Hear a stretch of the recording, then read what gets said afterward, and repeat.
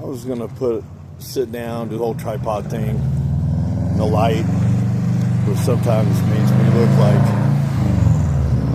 the Cheshire cat when I smile, and sit down and do a full episode about this. But I think I'd rather just throw out a video, just kind of an informal video, talking about attachment styles. Is something that's come up a lot in my life lately.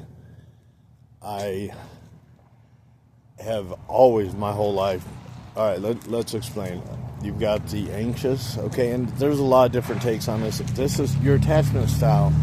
Okay, your primary caregiver, your primary relationship was your caretaker, generally your mom, when you were a kid, whether you're a woman or a man.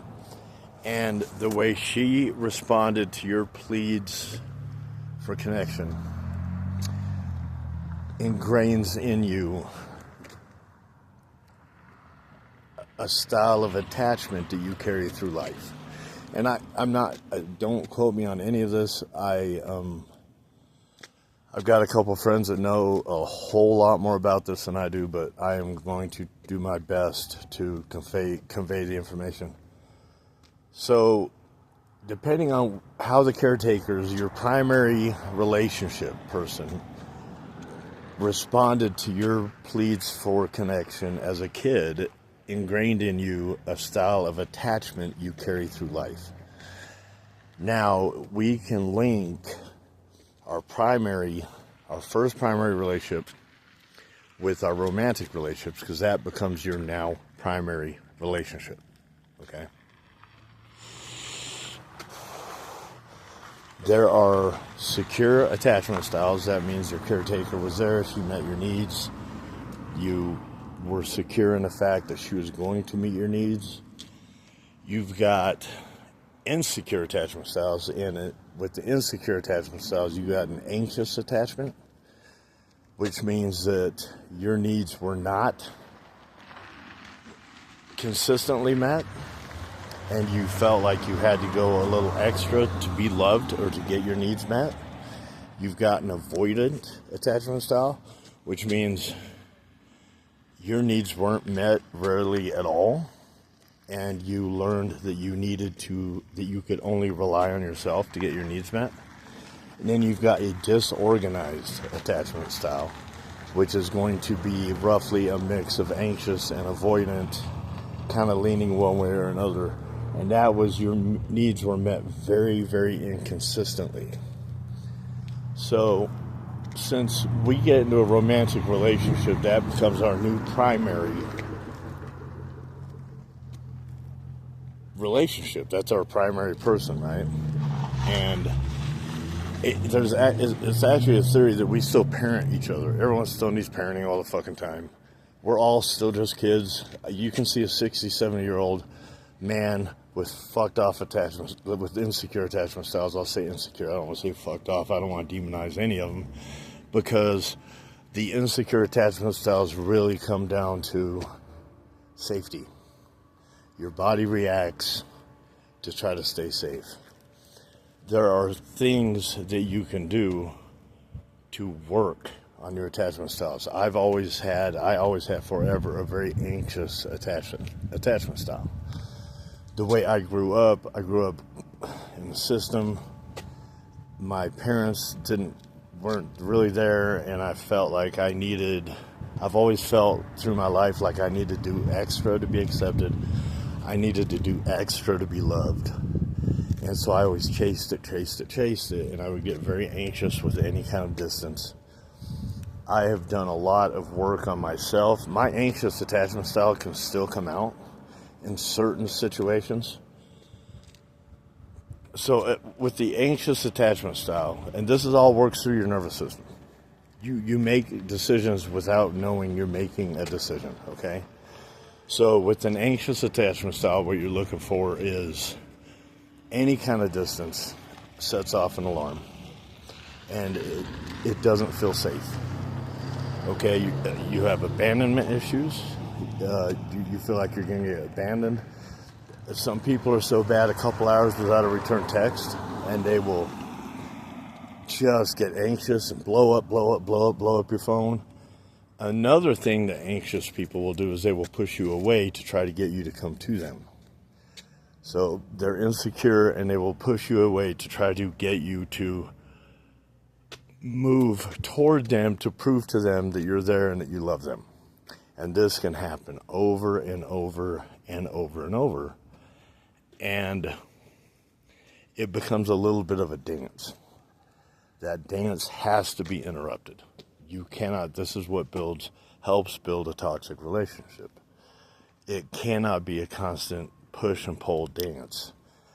It never works out. It's not healthy. So if I was going to this is what I have done with my anxious attachment style, and hopefully it helps somebody who's watching, because it can be hell. You feel unsafe, you feel like you're going to get thrown away, you don't feel worthy, you feel like you need to do extra to get any love. What I did was I would recognize when I started feeling a certain way, and you always have body cues. I've heard emotions explained as you are riding an elephant. Okay, your body is the elephant, your head is the rider. So your body is going to send you cues before you even react. And I have done my best, nobody's perfect at anything, to learn the cues through my body, a tightening of my chest, almost a heartache in my chest when I started attaching anxiously. So that was the first thing I would do, was I would notice cues in my body that I knew that building from there, that I would then start acting out anxiously. I learned to put some space. So when I start feeling that way, I've learned to put some space and maybe occupy myself with something, whether it's listening to a podcast or it's just getting my mind somewhere else for a second and slowly acclimating myself to be comfortable with distance. To where, okay, if I don't get a text back, or if the person I'm with, it seems a little distant, that I don't react anxiously, because anxious people can act out. We can act out. We can do harmful things. We can try to make the other person jealous to see if they love us. It can be very, very fucking destructive in a relationship. So what I have done is try to slowly and incrementally, this is what I did, slowly and incrementally be more comfortable with distance and trust in myself that I'm going to be okay no matter what.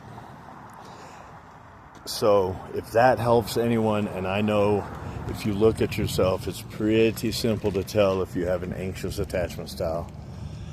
All right, so let's move on to avoidant attachment styles. So with the anxious, closeness means safety. Okay, with the avoidant, closeness means danger. And so they tend to avoid, and they move away. And they push away, and they push people away. Which anxious people can too, but this is quite a bit different. Avoidant people are not going to be comfortable with deeper emotional type conversations. They're going to shy away from vulnerability. And there's something that I like to call vulnerability headache that I still get sometimes, where if I'm super vulnerable, or a vulnerability hangover, if I get super vulnerable with somebody, then sometimes I have an adverse reaction in myself. Danger, right? And I have learned I have to sit with that and not act on that, so that, and just know it for what it is. It's a hangover. It's a natural response in my body to putting myself out there and being vulnerable with somebody. With avoidant people, you have to get more comfortable with closeness. You have to do the same thing. You're going to have cues in your body that tell you to run. This all works on a fight, flight, or freeze concept of our nervous systems. So anxious is going to work on the fight. You're fighting because you're proactive. You're chasing after it. You feel like you have to fight. The second, hold on a second, there's a street cleaning truck coming. I don't know if you're about to hear me.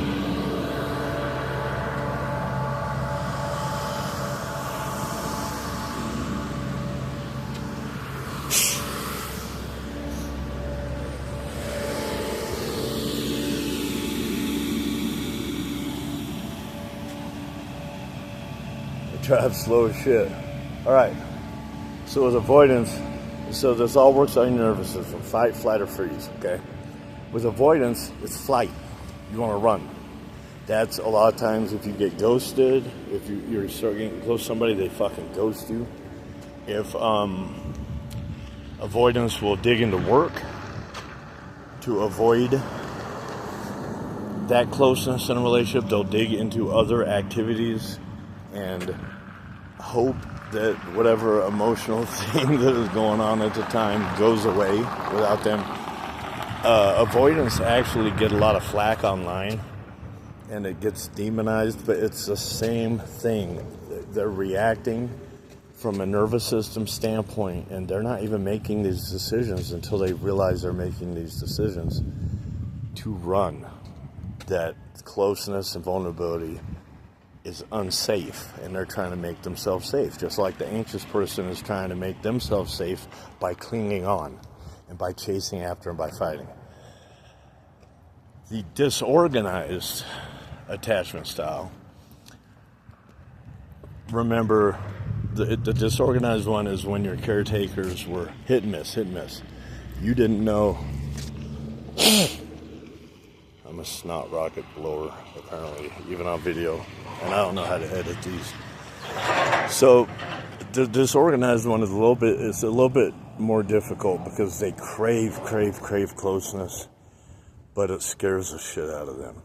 So with your nervous system, you're working on fight and flight, and it can be very, very confusing to you. It could be very confusing what's going on in your body, what reaction you're having right now. 1 minute you could be close and you could be loving the closeness and clinging and just really attaching yourself to your person, and the next minute you're fucking running. And that can be very confusing to the person you're with too. In fact, I've heard disorganized attachment style is the hardest one to work with in a relationship, but that can be worked with also. It's all about understanding your emotions, vagal authority, having some vagal authority. That your vagal nerve goes from your head to your body. 80% of that information comes from your body to your head. So it's just like the rider on the elephant, okay? It's the same concept. You have to understand your physical cues when they come up, because it always starts in your body. So if you can understand those physical cues and you can, again, put some space between that feeling you get and your reaction, put just a little bit of space between that and understand what's going on right now. And with every insecure attachment style, you can make yourself secure. You can, with some work on yourself and also with a supporting partner, you can create a more secure attachment style. A lot of that comes down to self-esteem. A lot of that comes down to building a life where you're okay, building a sense of self-worth that you know you will be okay no matter what happens, and a whole lot of inner work, a whole lot of figuring out your emotions and stopping the emotion and putting space between the emotion and the reaction.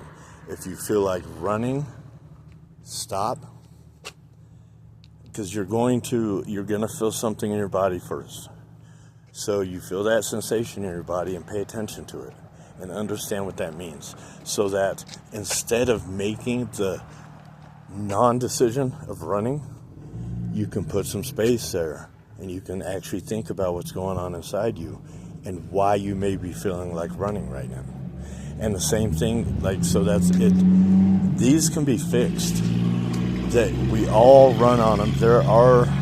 I think there are more people with secure attachment styles than insecure attachment styles, but I think as the society goes, we're going to see a whole lot more insecure attachment styles. A lot of that's going to be based on the way parenting is looked at now and stuff like that. But I just wanted to put that quick video out there. I still can get anxious every once in a while, and I can still have an anxious attachment.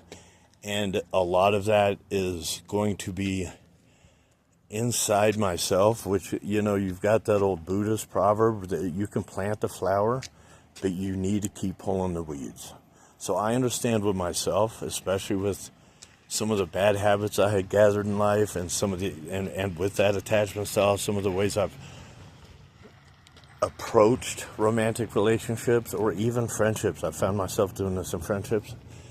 I have to continue to pull the weeds. You can't just do some self-improvement work for a year, do some self-improvement work for 2 fucking months, and be like, okay, I'm good to go. It doesn't fucking work like that. Your body strives for homeostasis.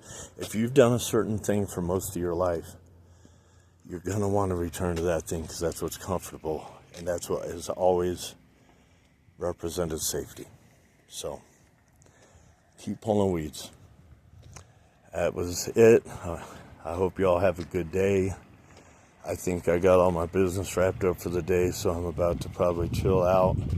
And one other thing, if I could give one piece of advice that would work for everybody in almost one area of life, is avoid rumination. Okay, you get what you focus on. If you're constantly ruminating, remember, you cannot sniff your way out of a cocaine addiction. Okay? So if you're constantly ruminating, you cannot think yourself out of that. If you catch yourself ruminating on anything, on maybe you're ruminating about how a certain text went or a conversation went with somebody.